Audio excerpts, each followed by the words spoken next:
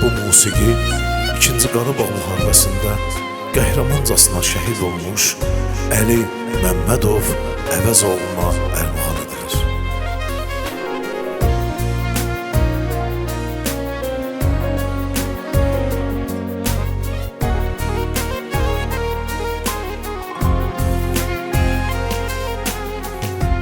Döyüşlərə sən qatılıb igid kimi döyüşürdün, dostlarını xilas etdin, sonda Əli şəhid oldu. Anan dözmür sənsiz Əli, atan dözmür sənsiz Əli, hər gün səni gözləyirlər bacıların şəhid Əli.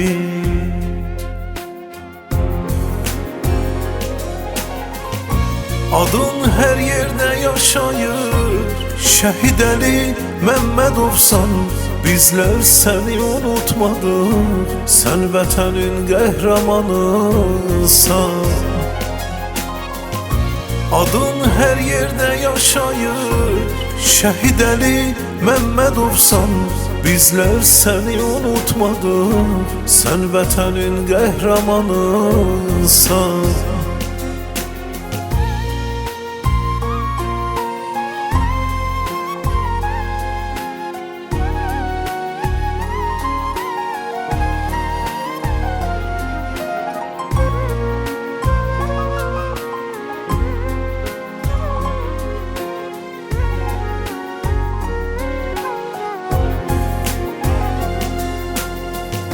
Səndən bizə bircə dənə şəkillərin qalıb balam, gəlib hər gün məzarında mən çəkirəm zülmət balam. Kaş yanında mən olaydım, yaralarını sarıyaydım, öpərdim doyunca səni, ay mənim şəhid balam.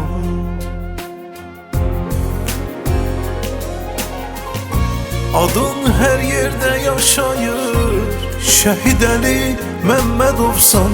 Bizlər səni unutmadıq, sən vətənin qəhrəmanısan.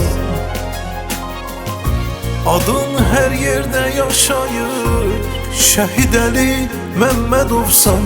Bizlər səni unutmadıq, sən vətənin qəhrəmanısan. Mənim şəhid balam, mənim qəhrəman balam,